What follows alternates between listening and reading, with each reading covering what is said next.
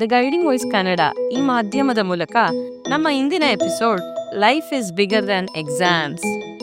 ಪರೀಕ್ಷೆ ಅಂದಿದ ತಕ್ಷಣನೇ ಒಂಥರ ಭಯ, ಆತಂಕ, ಸಂಕಟ ಅನ್ನೋದು ಬರೀ ಮಕ್ಳಿಗೊಂದೇ ಅಲ್ಲ, ಪೇರೆಂಟ್ಸ್ಗೂ ಶುರು ಆಗ್ಬಿಡುತ್ತೆ.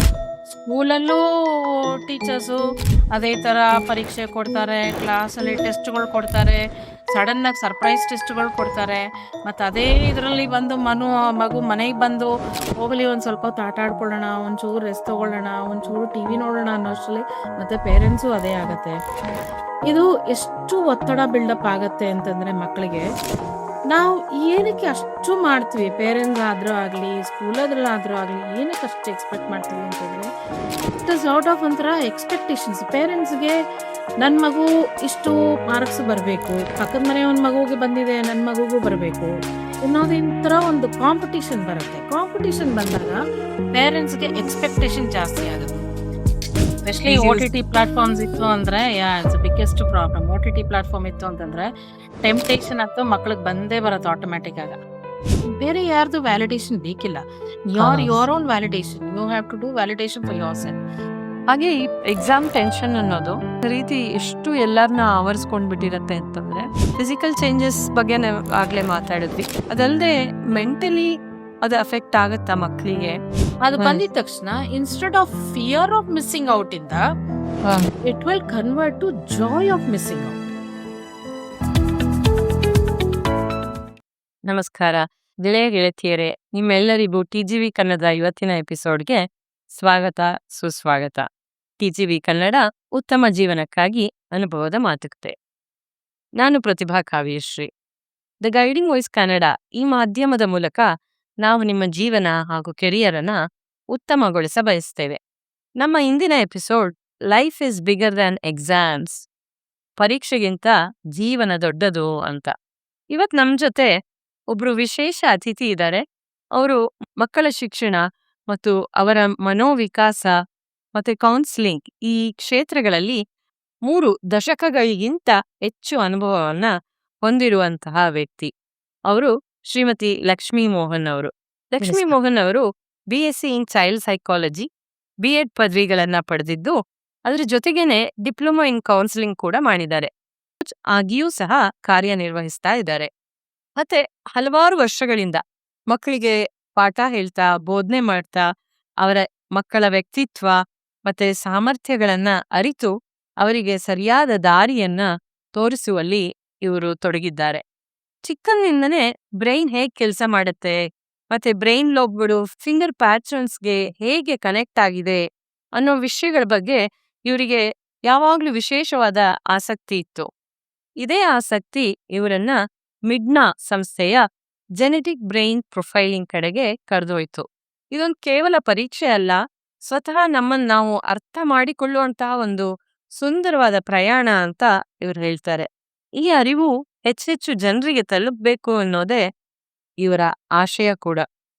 ಇಂತಹ ಅನುಭವವನ್ನ ಹೊಂದಿರುವಂತಹ ಶ್ರೀಮತಿ ಲಕ್ಷ್ಮೀ ಮೋಹನ್ ಅವರು ಇವತ್ತು ನಮ್ಮ ಪಾಡ್ಕಾಸ್ಟ್ ಅಲ್ಲಿರೋದು ನಮಗೆಲ್ಲ ಅತ್ಯಂತದ ಸಂತೋಷದ ಸಂಗತಿ.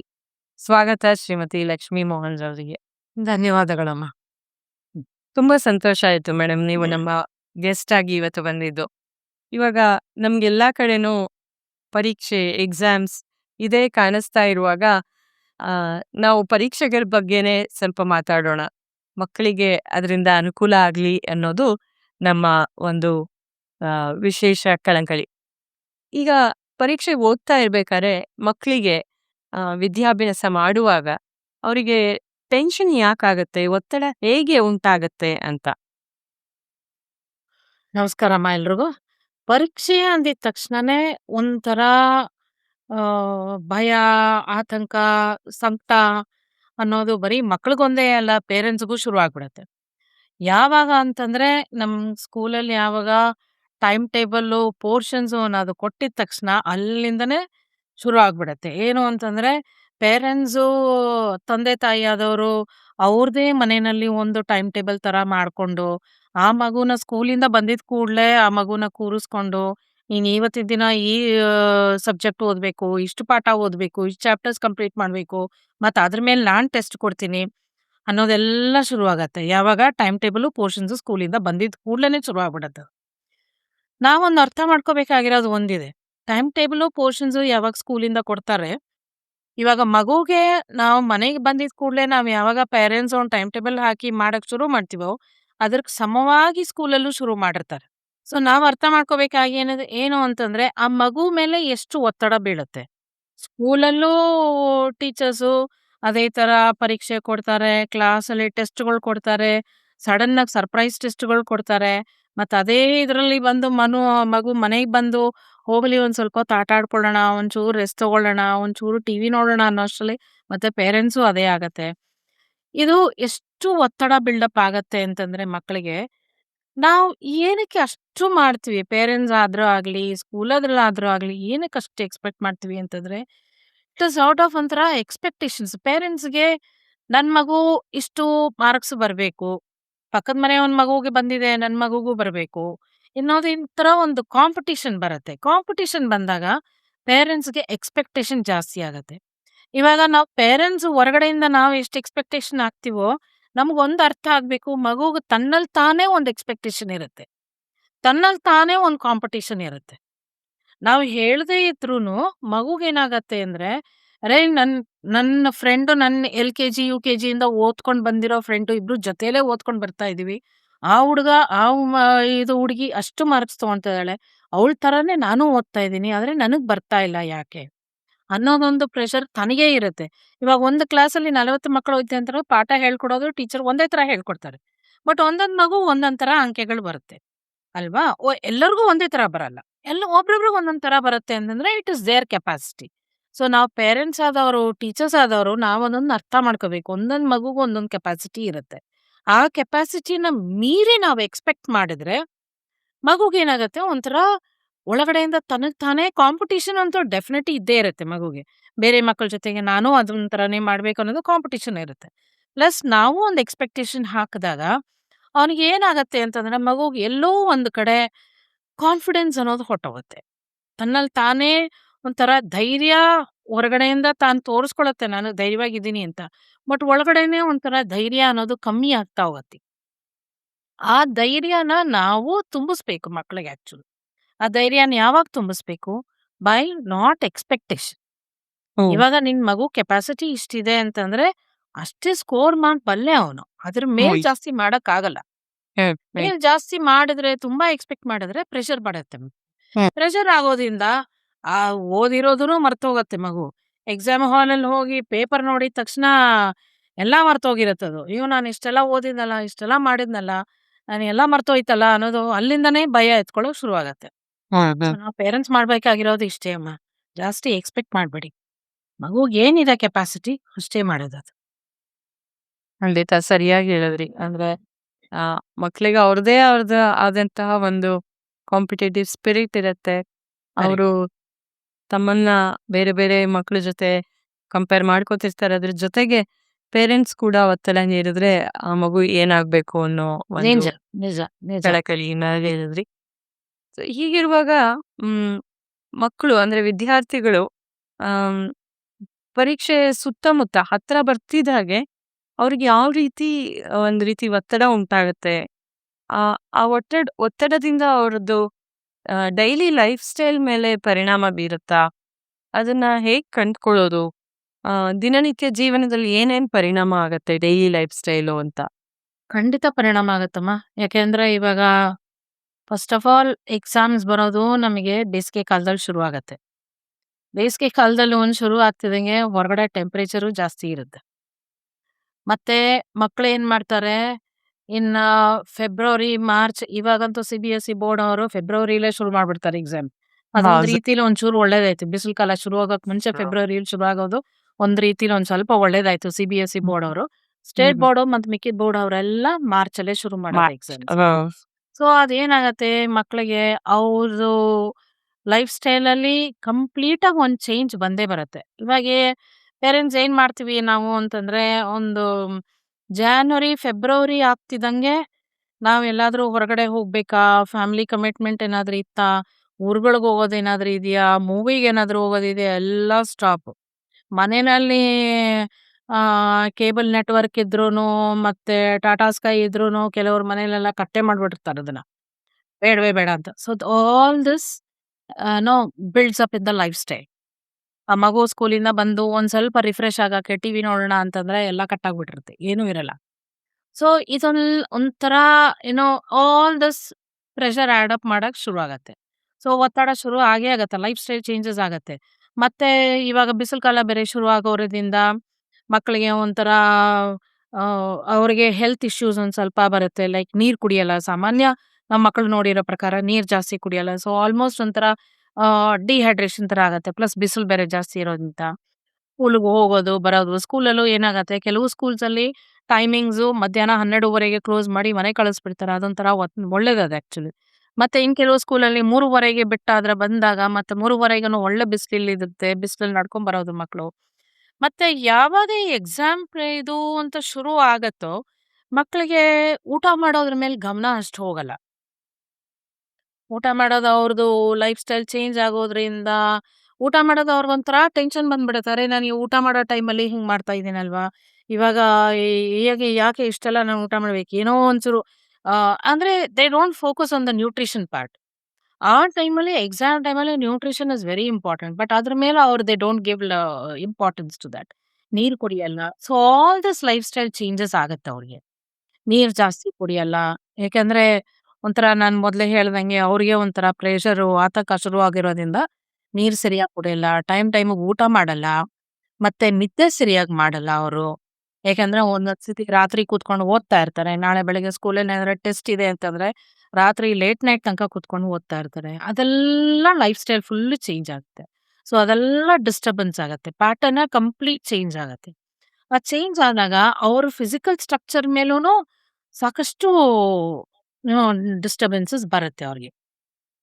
ಸೊ ಅದನ್ನೆಲ್ಲ ಒಂದ್ ಸ್ವಲ್ಪ ನಾವು ಜಾಸ್ತಿ ಅದ್ರ ಮೇಲೆ ಹೆಂಗೆ ನಾರ್ಮಲ್ ಆಗಿ ಹೆಂಗಿರ್ತಾ ಇದ್ವೋ ಅದೇ ತರ ನಾರ್ಮಲ್ ಆಗಿ ಇದ್ಕೊಂಡು, ನಾರ್ಮಲ್ ಆಗಿ ಊಟ ಮಾಡಿ, ಸರಿಯಾಗಿ ನೀರ್ ಕುಡ್ದು, ಒಂದು ಡೆಡ್‌ಲೈನ್ ಇಟ್ಕೋಬೇಕು. ರಾತ್ರಿ ಇವಾಗ ಕೆಲವು ಮಕ್ಕಳನ್ನ ನಾನ್ ನೋಡಿದೀನಿ. ರಾತ್ರಿ 12 ಗಂಟೆ, 1 ಗಂಟೆ ತನಕ ಓದ್ತಾ ಇರ್ತಾನೆ. ಮತ್ತೆ ಬೆಳಗ್ಗೆ ಮಲ್ಕೊಂಡು 1:30ಗೆ 2:00ಗೆ ಮಲಗಿದ್ರೆ ಅವುಗಳಿಗೆ ನಿದ್ದೆ ಬರಲ್ಲ ಸರಿಯಾಗಿ. ಮತ್ತೆ ಬೆಳಗ್ಗೆ ಬಿದ್ದು ಸ್ಕೂಲ್ ಟೈಮಿಂಗ್ಸ್ ಅಂತೂ ಕೆಲವು ಮಕ್ಕಳಂತೂ 7:30ಗೆ ಬಂದ್ಬಿಡ್ತಾರೆ ಪಿಕಪ್ ಮಾಡಕ್ಕೆ ವ್ಯಾನ್ ಅವರು. ಮಕ್ಕಳು ಎಲ್ಲಿ ನಿದ್ದೆ ಸಾಲತ್ತೆ ಹೇಳಿ. ಸೊ ನಾವು ಒಂದು ಟೈಮ್ ಇಟ್ಕೋಬೇಕು. ಒಂದು 11:00 ಒಂದು ಕಟ್ ಆಫ್ ಟೈಮ್ ಇಟ್ಕೊಂಡು ಮ್ಯಾಕ್ಸಿಮಮ್ 11:00 10:30 ಶುಡ್ ಬಿ ಐಡಿಯಲ್. ಇಲ್ಲಾಂದ್ರೆ ಮ್ಯಾಕ್ಸಿಮಮ್ 11:00 ಒಂದು ಕಟ್ ಆಫ್ ಟೈಮ್ ಇಟ್ಕೊಂಡು ಏನೇ ಆಗ್ಲಿ ಬೆಳಗ್ಗೆ ಬೇಕಿದ್ರೆ ಬೇಗ ಎದ್ದು ಓದ್ಬೋದು.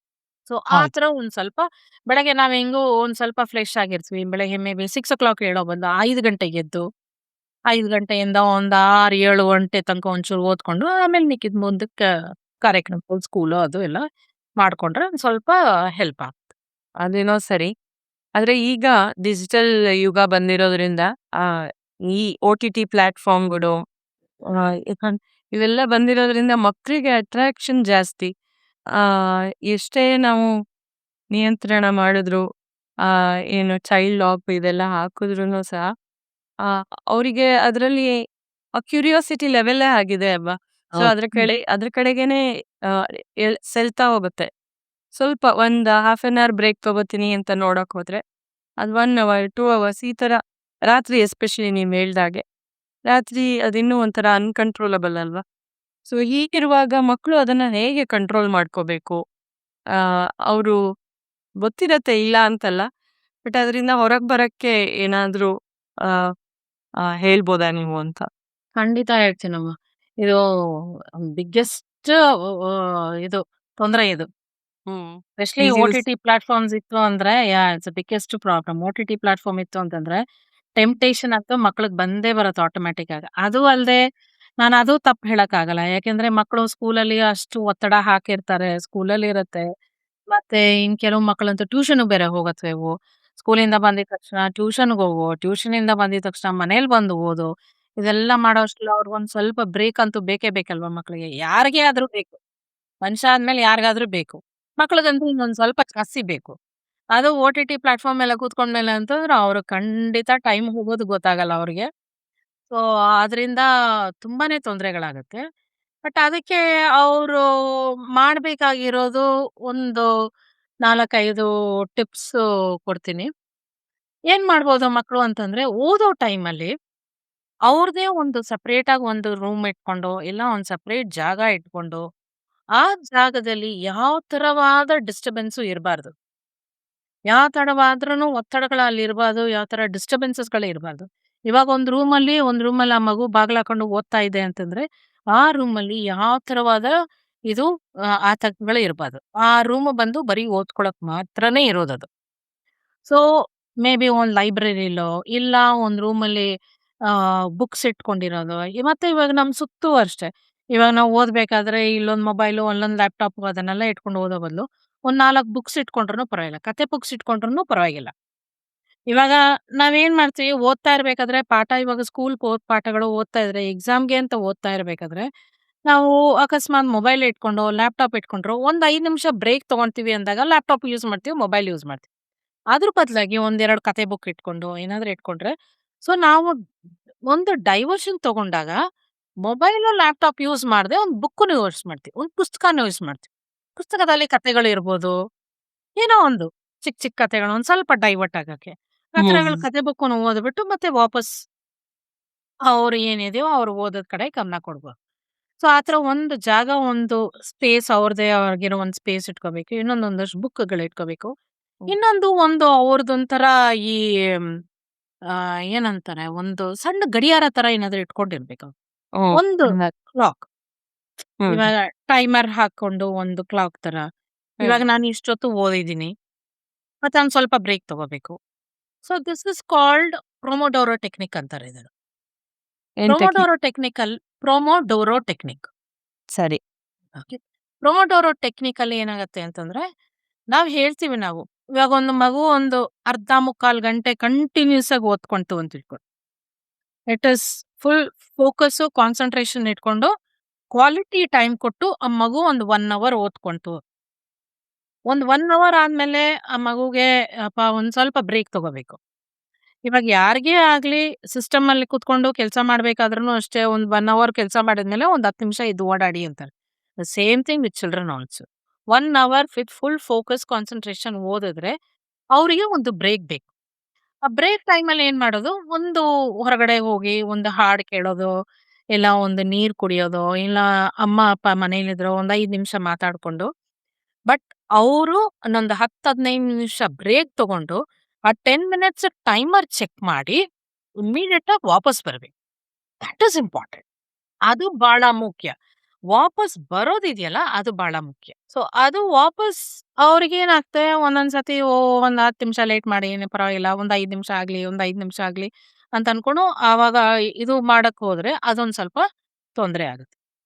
ಮತ್ತೆ OTT ಪ್ಲಾಟ್‌ಫಾರ್ಮ್ಸು ನಾನ್ ಹೇಳಿದ ಪ್ರಕಾರ ಇವಾಗ ಒಂದು ಸೆಪರೇಟ್ ಸ್ಪೇಸ್ ಇದ್ದಾಗ, ಮತ್ OTT ಪ್ಲಾಟ್‌ಫಾರ್ಮ್ಸು ಆದಷ್ಟು ಮಟ್ಟಿಗೆ ಎಕ್ಸಾಮ್ ಟೈಮಲ್ಲಿ ಅದರಿಂದ ಡಿಸ್ಕನೆಕ್ಟ್ ಮಾಡ್ಕೊಳ್ಳೋದು ಒಳ್ಳೇದು. ಅಂದ್ರೆ ಮನೆಯಲ್ಲಿ ಯಾರ್ಯಾರು ಇರ್ತಾರೋ, ದೊಡ್ಡವ್ರು ಯಾರಿರ್ತಾರೋ ಅವ್ರಿಗೆಲ್ಲ ಒಂಚೂರು ತೊಂದ್ರೆ ಆಗತ್ತೆ.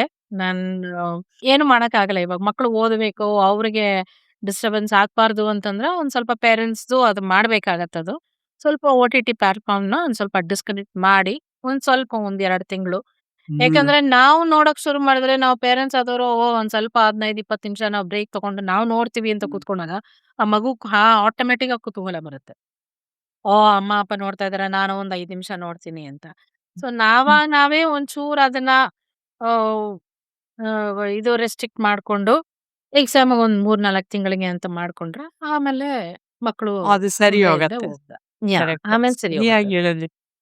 ಅಂದ್ರೆ ಮಕ್ಳು ಯಾವಾಗ್ಲೂ ನೋಡಿ ಕಲಿತಾರೆ ಅನ್ನೋದು ಎಷ್ಟು ಸರಿ ಅಂತ ಅನ್ಸತ್ತೆ. ಈಗ ಅಮ್ಮ ಅಪ್ಪನೇ ಆ ಥರ ಮಾಡ್ತಾ ಇದ್ದಾಗ ಇದು ತುಂಬಾ ಕಷ್ಟ ಆಗತ್ತೆ. ಮಕ್ಳಿಗೆ ಕಂಟ್ರೋಲ್ ಮಾಡೋದು ತುಂಬಾ ಕಷ್ಟ ಆಗುತ್ತೆ. ಸರಿ. ತುಂಬಾ ಕಂಟ್ರೋಲ್ ಕಷ್ಟ ಆಗತ್ತೆ. ಅವಾಗೇನಿಲ್ಲ, ನಾವು ಅಕಸ್ಮಾತ್ ನಾವು ಅಮ್ಮ ಅಪ್ಪ ಆದವರು ಇಲ್ಲ ದೊಡ್ಡವರು ಯಾರಾದ್ರು ಮನೇಲಿ ಇರೋರು ಯಾರಾದ್ರು ಟಿವಿ ನೋಡ್ತಾ ಇದ್ದ ಮಗು ಒಂದ್ 5 ನಿಮಿಷ ಬಂದು ಟಿವಿ ನೋಡ್ಕೊಂಡು ಹೋದ್ರೆ ನಾವೇನ್ ಅಂತೀವಿ, "ಅಯ್ಯೋ ನೀನ್ ಯಾಕೆ ಟಿವಿ ನೋಡ್ತಾ ಇದ್ಯಾ? ನೀನು ಹೋಗಿ ಓದ್ಕೋ ಹೋಗು" ಅಂತಂದ್ರೆ, ಮಗು ಪಟ್ ಅಂತ ಕೇಳತ್ತೆ. ನೀನ್ ಹಾ. ನೋಡ್ತಾ ಇದ್ದಾಗ ನಾನ್ ಯಾಕೆ ನೋಡ್ಬಾರ್ದು ಅನ್ನತ್ತೆ. ಹೌದು, ಹೌದು. ಸೊ ಅದಕ್ಕೆ ನಮಗ್ ಜನ್ಮ ಆಗಿಲ್ಲ. ನಾವೇನ್ ಹೇಳ್ತೀವಿ, "ನಿನಗ್ ಪರೀಕ್ಷೆ ಇದೆ, ನೀನ್ ಓದ್ಕೋ, ಅದಕ್ಕೆ ನಾವ್ ನೋಡ್ತೀವಿ" ಅಂತ. But there is a complete contrast ಅಲ್ವಾ? ಮಗು ಒಂದ್ ಕಡೆ ಓದ್ಕೋಗೆ ಅವನು ಒಂದ್ ಕಡೆ ಕಡೆ ಗಮನ ಕೊಡಬೇಕು ಅಂತ ಮನ್ಸಲ್ಲಿದ್ರೂನು, ಈ ತರ ಡಿಸ್ಟರ್ಬೆನ್ಸಸ್ ಇದ್ದಾಗ ಅವನು ಕಾನ್ಸಂಟ್ರೇಷನ್ ಅನ್ನೋದು ಕಷ್ಟ ಆಗ್ಬಿಡತ್ತೆ. ಸೊ ಒಂದ್ ಸ್ವಲ್ಪ ನಾವು ಬಿಟ್ಕೊಡ್ಬೇಕಾಗತ್ತೆ ಒಂಚೂರು, ಒಂದ್ ಸ್ವಲ್ಪ ದಿನ. ಆಮೇಲೆ ಮತ್ತೆ ಫ್ರೀ. ಸರಿ ಯೋಗ. ಹಾಗೇನೆ ಇದು ಫಿಯರ್ ಆಫ್ ಮಿಸ್ಸಿಂಗ್ ಔಟ್ ಅಂತ, ಈ ಫೋಮೋ ಅಂತ ಏನ್ ಕರಿತೀವಿ, ಇದನ್ನ ಕೂಡ ಇದು ಮಕ್ಳು ಕೂಡ ಅನುಭವಿಸ್ತಾರ ಅಂತ. ಆ, ಈಗ ಪೇರೆಂಟ್ಸ್ ಅಲ್ಲಿ ನಾವು ಎಷ್ಟೊಂದ್ ಸಲ ನೋಡಿದೀವಿ, ಪಿಯರ್ ಪ್ರೆಷರ್ ಇರ್ಬೋದು, ಮಕ್ಕಳನ್ನ ಯಾವ್ದಾದ್ರು ಕ್ಲಾಸಸ್ಗೆ ಹಾಕೋದಿರ್ಬೋದು. ಇದನ್ನ ನಾವು ಪೇರೆಂಟ್ಸ್ ಈಗ ಮಕ್ಕಳ ಜೊತೆಯವರೆಲ್ಲ ಯಾವುದೋ ಒಂದು ಕ್ಲಾಸ್ಗೆ ಹೋಗ್ತಾ ಇದ್ರೆ, ಅಥವಾ ಯಾವುದೋ ಒಂದು ಟ್ಯೂಷನ್ನೇ ಇರ್ಬೋದು ನೀವು ಹೇಳ್ದಾಗೆ, ಆ, ಅದನ್ನ ಎಲ್ಲರೂ ಸೇರ್ಬಿಟ್ರು ಅಂತಂದಾಗ ಪೇರೆಂಟ್ಸ್ಗೆ ಒಂಥರ ಹೌದಾ ನಾನು ಸೇರಿಸ್ತಿಲ್ವಾ, ಈ ಕ್ಲಾಸ್ಗೆ ಹಾಕ್ಬೇಕಿತ್ತ ಅನ್ನೋದೊಂದು ಕ್ವೆಶನ್ ಬರುತ್ತೆ. ಅದೇ ತರ ಮಕ್ಕಳು ಕೂಡ ಈ ಫೋಮೋನ ಅನುಭವಿಸ್ತಾರ. ಮಕ್ಕಳಿಗೆ ಏನು ಫಿಯರ್ ಆಫ್ ಮಿಸ್ಸಿಂಗ್ ಔಟ್ ಅನ್ನೋದು ಯಾವ ರೀತಿ ಅವರ ಇದಕ್ಕೆ ಬರತ್ತೆ ಅಂತ. ಕರೆಕ್ಟ್. ಅವ್ರಿಗೂ ಆಗತ್ತೆ ಅಮ್ಮ. ಮಕ್ಳಿಗೂನು ಆಗತ್ತೆ ಫಿಯರ್ ಆಫ್ ಮಿಸ್ಸಿಂಗ್ ಔಟ್ ಅಂತ. ಯಾಕೆಂದ್ರೆ ಅವ್ರಿಗೇನಾಗತ್ತೆ ಅಂತಂದ್ರೆ ಆಮ್, ಇವಾಗ ಒಂದು ಗ್ರೂಪಲ್ಲಿ ಒಂದಷ್ಟು ಮಕ್ಕಳು ಓದ್ಕೊಂಡಿರ್ತಾರೆ. ಒಂದಷ್ಟು ಮಾರ್ಕ್ಸ್ ತಗೊಂತಾ ಇರ್ತಾರೆ ಅವರು. ಮತ್ತೆ ಇನ್ನೊಂದು ಮಗುಗೆ ಅಷ್ಟು ಒಳ್ಳೆ ಮಾರ್ಕ್ಸ್ ಬರ್ತಾ ಇಲ್ಲ. ಅದು ಎಷ್ಟು ಓದ್ತಾ ಇದ್ರೂನು ಇವಾಗ ಒಂದು ಗ್ರೂಪ್ ಆಫ್ ಮಕ್ಕಳು ಒಂದು 95% ತೆಗಿತಾ ಇದಾರೆ ಅಂತ ಇಟ್ಕೊಳ್ಳಿ.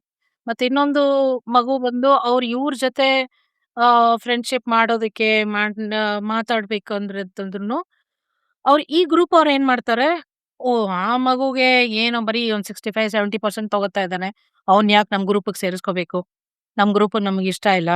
ಸೊ ಮಕ್ಳಿಗೆ ಏನಾಗುತ್ತೆ, ಫಿಯರ್ ಆಫ್ ಮಿಸ್ಸಿಂಗ್ ಔಟ್ ಆಗಿರುತ್ತೆ. ಅರೆ ನನಗೆ ಅವನ್ ಜೊತೆ ಫ್ರೆಂಡ್ಶಿಪ್ ಮಾಡ್ಕೊಳಕ್ ಆಗ್ತಾ ಇಲ್ಲ, I am missing out on something. So ಅದೊಂದು ಭಯ ಇರುತ್ತೆ. ನನಗೆ ಅವ್ರ ಗ್ರೂಪಲ್ಲಿ ಸೇರಿಸ್ಕೊಂತಾ ಇಲ್ಲ ಅವ್ರು ನನಗೆ ಆ ಭಯ ಇದೆ. ಆದ್ರೆ ನನಗೆ ಆ ಗ್ರೂಪಲ್ಲಿ ಸೇರ್ಬೇಕು ಅಂತ ಆಸೆ. ಬಟ್ ನನ್ನನ್ನು ಸೇರಿಸ್ಕೊಳಕ್ ಬಿಡ್ತಾ ಇಲ್ಲ, ಈಗ ನನಗೆ ಮಾರ್ಕ್ಸ್ ಕಮ್ಮಿ ಬರ್ತಾ ಇದೆ, ಅದರಿಂದ ನನಗೆ ಸೇರಿಸ್ಕೊಳ್ತಾ ಇಲ್ಲ ಅನ್ನೋದು ಇದೆಲ್ಲ ಬರುತ್ತೆ ಮಕ್ಕಳಿಗೆ. ಸೊ ನಾನ್ ಹೇಳೋದು ಮಕ್ಕಳಿಗೆ, whatever marks you get, ನೀನ್ ಏನೇ ಮಾರ್ಕ್ಸ್ ತಗೋ, ನೀನ್ ಮಾರ್ಕ್ಸು 75-85 ಬಂದ್ರೂನು ತೊಂದ್ರೆ ಏನಿಲ್ಲ. ಬಟ್ ನಿನಗ್ ನೀನೇ ಕಾಂಪಿಟೇಷನ್ ಮಾಡ್ಕೊಂಡು, you should have a healthy competition. ನಿನ್ನೊಳಗೆ ನಿನಗ್ ಕಾಂಪಿಟೇಷನ್ ಇಟ್ಕೊಂಡು ಅದನ್ನ ನಾವು ಮುಂದುವರಿಸ್ಬೇಕು. ನಾವು ಬೇರೆಯವ್ರ ಜೊತೆ ಕಾಂಪಿಟೇಷನ್ ಮಾಡೋದು ಇಂಪಾರ್ಟೆಂಟ್ ಅಲ್ಲ, ನಮ್ ಜೊತೆ ನಾವೇ ಕಾಂಪಿಟೇಷನ್ ಮಾಡ್ಕೋಬೇಕು. ಬೇರೆಯವ್ರ ಜೊತೆ ಕಾಂಪಿಟೇಷನ್ ಮಾಡ್ಕೊಂಡು ಹೋದಾಗ ಒಂಥರ ಟೆನ್ಷನ್, ಆಂಗ್ಸೈಟಿ ಜಾಸ್ತಿ ಆಗುತ್ತೆ, ಫಿಯರ್ ಆಫ್ ಮಿಸ್ಸಿಂಗ್ ಔಟ್ ಜಾಸ್ತಿ ಆಗುತ್ತೆ. ಅರೆ ಆ ಗ್ರೂಪಲ್ಲಿ ನಾನು ಸೇರಿಸ್ಕೊಂತಲ್ಲ, ನನಗೆ ಕಮ್ಮಿ ಮಾರ್ಕ್ಸ್ ಬರ್ತಾ ಇದೆ, ಅದಕ್ಕೆ ಅವ್ನು ಸೇರಿಸ್ಕೊಂತಲ್ಲ. ಅದಕ್ಕೆ ಇವಾಗ ಏನು ಇಲ್ಲ, ಒಂದ್ ಸಣ್ಣ ನಾವು ಬರೀ ಎಕ್ಸಾಮ್ಸ್ ಬಗ್ಗೆ ಮಾತಾಡೋದು, ಒಂದ್ ಸಣ್ಣ ಎಕ್ಸಾಂಪಲ್ ಕೊಡ್ತೀನಿ. ಇವಾಗ ಒಂದು 4 ಮಕ್ಳು ಇರ್ತಾರಪ್ಪ, ಅವ್ರೇನ್ ಮಾಡ್ತಾರೆ, ಹಾಲಿಡೇಸ್ಗೆ ಅಬ್ರಾಡ್ಗೆಲ್ಲ ಹೊರ್ಟೋಗ್ತಾರೆ. ಪ್ರತಿ ವರ್ಷ ಒಂದೊಂದು ವರ್ಷನೂ ಒಂದೊಂದು ಜಾಗಕ್ಕೆ ಅಬ್ರಾಡ್ಗೆ ಹೋಗ್ತಾರೆ. ಇನ್ನೊಂದು ಮಗು ಇರುತ್ತೆ, ಪಾಪ ಅವನ ಕೈಯಲ್ಲಿ ಆಗ್ತಾ ಇಲ್ಲ ಹೋಗಕ್ಕೆ, ಅವ್ರ ಫ್ಯಾಮಿಲಿ ಒತ್ತಡದಿಂದ ಅವ್ರ ಕೈಯಲ್ಲಿ ಆಗ್ತಾ ಇಲ್ಲ ಹೋಗಕ್ಕೆ. ಸೊ ಇವ್ರು ಈ 4 ಜನ ಏನಾಗತ್ತೆ, ಎಲ್ಲ ಫಾರಿನ್ ಟ್ರಿಪ್ ಹೋಗ್ಬಿಟ್ಟು ಬಂದು ಎಲ್ಲ ಈ ಊರಲ್ಲಿ ಹಂಗಿತ್ತು, ಆ ಊರಲ್ಲಿ ಹಿಂಗಿತ್ತು ಎಲ್ಲ ಮಾತಾಡ್ತಿದ್ರೆ, ಇದೊಂದು ಮಕ ಸುಮ್ಮನೆ ಪೆಚ್ಚ ಮಕ ಹಾಕೊಂಡು ನೋಡ್ತಾ ಇರುತ್ತೆ. Same thing happens here. ಅವಾಗ ಆ ಮಗುಗೆ ಏನಾಗತ್ತೆ, ಅರೆ ನೋಡಿದ್ರ ನಾನು ಎಲ್ಲೂ ಹೋಗ್ತಾ ಇಲ್ಲ, ನಮ್ಮ ಅಮ್ಮ ಅಪ್ಪ ಎಲ್ಲೂ ಕರ್ಕೊಂಡು ಹೋಗ್ತಾ ಇಲ್ಲ, ಅದರಿಂದ ಅದೊಂಥರ ನಾನು ಆಸ್ ಇಫ್ ನಾನೊಂಥರ ವೇಸ್ಟು, ನಾನು ಏನಕ್ಕೂ ಪ್ರಯೋಜನ ಇಲ್ಲ, ಆ ಥರ ಇವರೆಲ್ಲ ನನ್ನನ್ನು ಸೇರಿಸ್ಕೊಂತಾ ಇಲ್ಲ. ಅವ್ರು ಯಾಕೆ ಸೇರಿಸ್ಕೊಂತಾ ಇಲ್ಲ ಗ್ರೂಪಲ್ಲಿ, ಯಾಕಂದ್ರೆ ನೀನೆಲ್ಲೂ ಹೋಗ್ತಾ ಇಲ್ಲ, ಫಾರಿನ್ ಟ್ರಿಪ್ಪಿಗೆ ನೀನೆಲ್ಲೋ ಹೋಗ್ತಾ ಇಲ್ಲ, ಅದರಿಂದ ನನ್ನನ್ನು ಯಾರು ಸೇರಿಸ್ಕೊಂತಾ ಇಲ್ಲ ಅನ್ನೋದೊಂದು ಭಾವನೆ ಬರುತ್ತೆ ಮಗುವಿಗೆ. The same thing happens in exams also.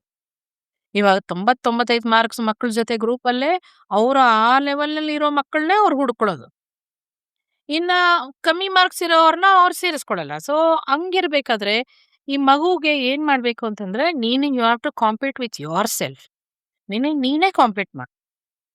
ಬೇರೆಯವ್ರು ಅವ್ರನ್ನ ನೋಡಿ ಏನ್ ಕಲಿಬೇಕಾಗಿರೋದು, ಅವರು 95% ತಗೊಂತಾ ಇದಾರೆ, ನಾನು I should also aim at that is aim. But compete with yourself, ಬೇರೆಯವ್ರ ಜೊತೆ ಅಲ್ಲ. ಬೇರೆಯವ್ರ ಜೊತೆ ಕಾಂಪಿಟೇಷನ್ ಮಾಡಿದಾಗ ನಮ್ಗೊಂಥರ ಆಂಗ್ಸೈಟಿ, ಟೆನ್ಷನ್ನು ಎಲ್ಲ ಜಾಸ್ತಿ ಆಗತ್ತೆ, ಕಾಂಪಿಟೇಷನ್ ಜಾಸ್ತಿ ಆಗುತ್ತೆ. ಎಸ್, ಕಾಂಪಿಟೇಷನ್ ಇಸ್ ಗುಡ್, ಇಲ್ಲ ಅಂದಿಲ್ಲ, but it should be a positive competition. Negative competition ತಗೊಂಡ್ಬಿಟ್ರೆ ಮಗುವಿಗೆ ತುಂಬಾ ಒತ್ತಡ ಬೀಳುತ್ತೆ. It has to be a positive competition and you compete with yourself. Correct, ಅದು ಮುಖ್ಯ. ತುಂಬಾ ಸರಿಯಾಗಿ ಹೇಳಿದ್ರಿ. ಅಂದ್ರೆ ಇವಾಗ ಬೇಕಿರೋದು ಅದೇ. ಇವಾಗ ಅವ್ರ ಜೊತೆ ಅವರೇ ಕಾಂಪೀಟ್ ಮಾಡ್ಕೊಂಡ್ರೆ, ಈಗ ಹಿಂದಿನ ಟೆಸ್ಟ್ಗಿಂತ ಈ ಸಲ ಒಂದ್ ಸ್ವಲ್ಪ ಮೇಲ್ ಹೋಗ್ಬೇಕು, ಅಥವಾ ಕ್ಲಾಸಲ್ಲಿ ಯಾವುದೋ ಲಾಸ್ಟ್ ಕ್ವೆಶನ್ ಕೇಳಿದಾಗ ಆನ್ಸರ್ ಮಾಡೋಕ್ಕಾಗಿರಲ್ಲ, ಪಾರ್ಟಿಸಿಪೇಟ್ ಮಾಡೋಕ್ಕಾಗಿರಲ್ಲ, ನಾನು ನೆಕ್ಸ್ಟ್ ಟೈಮ್ ಕೇಳೋ ಅಷ್ಟೊತ್ತಿಗೆ ಸ್ವಲ್ಪ ಪ್ರಿಪೇರ್ ಆಗಿ ಹೋಗ್ಬೇಕು, ನಾನು ಅವ್ರ ಕ್ವೆಶನ್ಸ್ಗೆ ಪೂರ್ತಿ ಸರಿ ಅಲ್ಲದೆ ಇದ್ರು ಒಂದ್ ಸ್ವಲ್ಪನಾದ್ರೂ ಅವ್ರು ಕೇಳೋ ಕ್ವೆಶನ್ಗೆ ಆನ್ಸರ್ ಮಾಡೋ ಅಷ್ಟು ಗೊತ್ತಿರಬೇಕು. ಈ ತರ ಅನ್ಕೋತಾ ಹೋದ್ರೆ ಮಕ್ಕಳು ಆ, ತುಂಬಾ ಸರಿಯಾಗಿ ಹೇಳಿದ್ರಿ. ಅವ್ರಿಗೆ ಅವ್ರ ಮೇಲೇನೆ ಅವರ ಇಂಪ್ರೂವ್ಮೆಂಟ್ಸ್ ಬಗ್ಗೆ ಅವರಿಗೆ ಅರಿವಾಗ್ತಾ ಹೋದ್ರೆ ಅಷ್ಟೇ ಸಾಕು ಅಂತ. ಖಂಡಿತ. ಕರೆಕ್ಟ್. ಸೊ ಆವಾಗ ಏನಾಗತ್ತೆ ಅಂತಂದ್ರೆ ಅವ್ರಲ್ಲಿ ಅವ್ರ ಜೊತೆನೆ ಅವ್ರು ಕಾಂಪಿಟಿಷನ್ ಮಾಡ್ಕೊಂಡಾಗ ಅಂಡ್ ಅವ್ರಿಗೆ ಗೊತ್ತಾಗತ್ತೆ. ನಾನು ಪ್ರೀವಿಯಸ್ ಟೆಸ್ಟ್ ಹೆಂಗ್ ಮಾಡಿದ್ದೆ. ಅದಕ್ಕಿಂತ ಇವಾಗ ನಾನೇ ಚೆನ್ನಾಗಿ ಮಾಡಿದ್ದೀನಿ.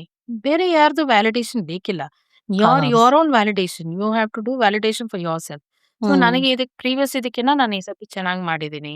ನನಗೆ ಹ್ಮ್ ಕಾನ್ಫಿಡೆನ್ಸ್ ಇದೆ ನಾನು ಮಾಡಿದ್ದೀನಿ ಅಂತ. ಅದು ಹ್ಮ್ ಬಂದಿದ ತಕ್ಷಣ instead of fear of missing out ಇಂದ ಹಾ it will convert to joy of missing out. Correct. So ಅವಾಗ ಏನಾಗತ್ತೆ, the missing out will become a joy. ಅಂದ್ರೆ ನಾನ್ ಸಂತೋಷದಿಂದ ನಾನು ಮಿಸ್ ಔಟ್ ಮಾಡಿದ್ದೀನಿ. It is not the fear of missing out. It is the joy of missing out. ಅದು ಒಳಗ್ ಬಂತು ಅಂತಂದ್ರೆ ದೆನ್ ಆಟೋಮ್ಯಾಟಿಕ್ ಆಗಿ ನಿಮಗ್ ಕಾನ್ಫಿಡೆನ್ಸ್, ಓದೋ ಕಡೆ ಗಮನ ಎಲ್ಲ ಸರಿ ಹೋಗುತ್ತೆ. ಕರೆಕ್ಟ್. ತುಂಬಾ ಸರಿಯಾಗಿ ಹೇಳಿದ್ರಿ. ಹಾಗೆ ಈ ಎಕ್ಸಾಮ್ ಟೆನ್ಷನ್ ಅನ್ನೋದು ಆ, ಒಂದ್ ರೀತಿ ಎಷ್ಟು ಎಲ್ಲರನ್ನ ಆವರಿಸ್ಕೊಂಡ್ಬಿಟ್ಟಿರತ್ತೆ ಅಂತಂದ್ರೆ ಫಿಸಿಕಲ್ ಚೇಂಜಸ್ ಬಗ್ಗೆ ನಾವು ಆಗ್ಲೇ ಮಾತಾಡಿದ್ವಿ. ಅದಲ್ಲದೆ ಮೆಂಟಲಿ ಅದು ಅಫೆಕ್ಟ್ ಆಗುತ್ತಾ ಮಕ್ಕಳಿಗೆ? ಅಕಸ್ಮಾತ್ ಆ ಥರ ಆದ್ರೆ ಅದನ್ನ ಹೇಗೆ ಸರಿಪಡಿಸ್ಬೇಕು?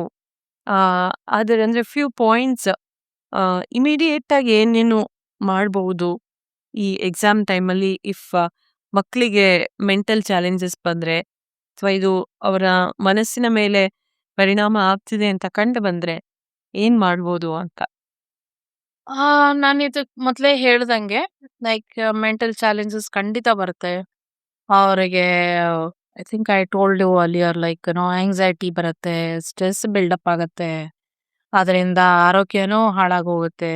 ಪ್ಲಸ್ ಹೆಣ್ಮಕ್ಳಿಗೆ ಅವ್ರದ್ದಾದ ಒತ್ತಡಗಳು ಇರುತ್ತೆ. ಸೊ ಆ ಥರದ್ದೆಲ್ಲ ಬಂದಾಗ ನಮಗ್ ನಾವೇ ಒಂದು ಬೌಂಡ್ರೀಸ್ ತರ ಸೆಟ್ ಮಾಡ್ಕೋಬೇಕು. ನಮ್ಗೆ ಮೈ ಬೌಂಡ್ರಿ ಇಸ್ ದಿಸ್ ಮಚ್. ಅದು again comes with healthy competition and not with any negative competition. ನನ್ನ ಬೌಂಡ್ರೀಸ್ ನಾನೇ ಸೆಟ್ ಮಾಡ್ಕೋಬೇಕು. ಸೊ ನನಗೆ ಈ ಬೌಂಡ್ರೀಸ್ ಒಳಗೆ ನನಗೆ ಇಷ್ಟು ನಾನು ಮಾಡಬಲ್ಲೆ. This is what is my capacity as of now. ಅಂದ್ರೆ ಇವತ್ತಿನ ದಿನಕ್ಕೆ ನನಗೆ ಇಷ್ಟು ಕೆಪಾಸಿಟಿ ಇದೆ. ಆ ಬೌಂಡ್ರಿನ ಒಂದ್ ಸ್ವಲ್ಪ ನಿಧಾನಕ್ಕೆ ಹೆಚ್ಚಿಸ್ಕೊಂಡು ಹೋದ್ರೆ ನಮಗ್ ನಾವೇ ಎಕ್ಸ್ಪ್ಯಾಂಡ್ ಆಗೋಕ್ ಶುರು ಆಗದೆ. ಇವಾಗ ನಾನು ಒಂದು 60-70% ತೆಗಿತಾ ಇದ್ದೀನಿ ಅಂತ ಇಟ್ಕೊಳ್ಳಿ. ನಮ್ ಬೌಂಡ್ರಿ ಓಕೆ, ನಾನು 70% ತೆಗಿತಾ ಇದ್ದೀನಿ ಅಂತಂದಾಗ ನಾನು ಚೂರು ಎಕ್ಸ್ಟ್ರಾ ಮಾಡ್ಕೊಳ್ಳೋಣ, ಇನ್ಕ್ರೀಸ್ ಇಟ್ ಲೈಕ್ ದಿಸ್. ಆ ಥರ ಒಂದ್ ಸ್ವಲ್ಪ ವಾಲ್ಯೂಮಸ್ ಎಲ್ಲ ಇನ್ಕ್ರೀಸ್ ಮಾಡ್ಕೊಂಡು ಹೋದ್ರೆ ಒಂಚೂರು ಅವ್ರಿಗೆ ಕಾನ್ಫಿಡೆನ್ಸ್ ಬರಕ್ ಶುರು ಆಗತ್ತೆ.